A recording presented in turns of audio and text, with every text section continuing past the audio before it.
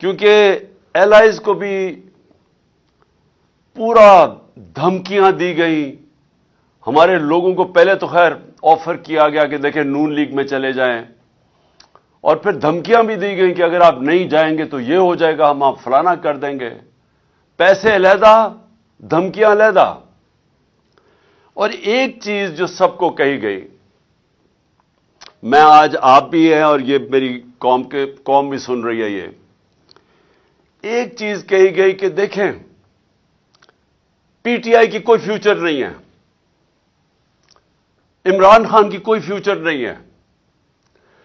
عمران خان پہ ہم نے ریڈ لائن لگا دی ہے. لوگوں کو ڈرایا جا رہا ہے کہ جی ہم نے تو اس کو تو مائنس کر دیا, اس کی تو فیوچر ہی نہیں ہے. دیکھیں آپ سب کے لیے بھی, اور میں اپنی قوم جو دیکھ رہی ہے, میں سب کے لیے آج ایک پیغام دینا چاہتا ہوں. سوائے اللہ کے اور اس کے بعد یہ جو قوم کے وارث ہیں اللہ کے بعد, وہ پاکستان کی عوام ہے.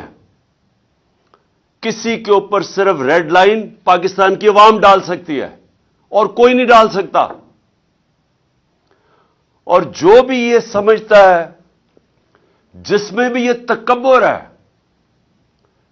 یہ جو رونت ہے, یہ تکبر کہ جی ہم نے ریڈ لائن ڈال دی, نہ ان کے اندر عقل ہے. صرف بیوقوف انسان ایسی بات کر سکتے ہیں. نہ ان کو سیاست کی سمجھ ہے, نہ انہوں نے تاریخ پڑھی ہوئی ہے, نہ انہوں نے اس ملک کی تاریخ پڑھی ہوئی ہے. جس نے بھی کوئی تھوڑا پڑھا لکھا آدمی جس نے تاریخ پڑھی ہو, وہ کبھی بھی اتنی احمقانہ بات نہیں کر سکتا. ہمیشہ ایک ملک کے اندر عوام فیصلہ کرتی ہے کس کے اوپر ریڈ لائن ڈالی جاتی اور نہیں ڈالی جاتی. آپ ماشاءاللہ, اور میں اللہ کا ہاتھ اٹھا کے شکر ادا کرتا ہوں کہ اللہ نے آج آپ کی جماعت, اس کو آج وہ مقام دیا ہے. 70 سال میری عمر ہے. میں آپ کو پورے یقین اور وثوق سے کہہ سکتا ہوں کہ پاکستان کی تاریخ میں کبھی کسی جماعت کو وہ مقبولیت نہیں ملی جو ماشاءاللہ اللہ نے آپ کی جماعت کو دی ہے. اور اگر کسی کو شک تھا تو اٹھا کے دیکھ لیں, پہلے تو 65 جلسے کیے, ذرا 65 جلسوں کی ذرا ویڈیوز لوگوں کو دکھا دیں. آج کل تو سوشل میڈیا کا زمانہ ہے. گرمی کی انتہا کے اندر جس طرح پاکستان کی پبلک نکلی, پاکستان کی تاریخ میں کبھی ایسے پبلک نہیں نکلی کسی بھی جماعت کے لیے. پبلک نے بار بار بتایا وہ کدھر کھڑی ہے, وہ آپ کے ساتھ کھڑی ہے. جب ہماری حکومت ایک سازش کے تحت گرائی گئی, 9 اپریل کو جب میں اپنی ڈائری لے کے گھر پہنچا, تو جو بھی یہ ریڈ لائن ڈرا کرنے والے سمجھ رہے ہیں کہ ریڈ لائن ڈرا کی, سب کو شوق ملا کہ جب 10 اپریل کو پاکستان کی پبلک سڑکوں کے اوپر آ گئی.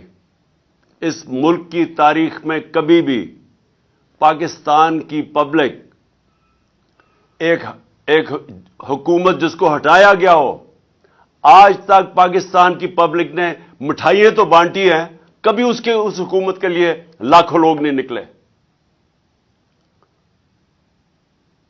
اور اس کے بعد الیکشنز ہوئے,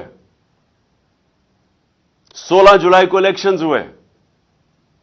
ایک عجیب سچویشن تھا کہ حمزہ کو یہاں بٹھا دیا گیا, ساری اس کے ساتھ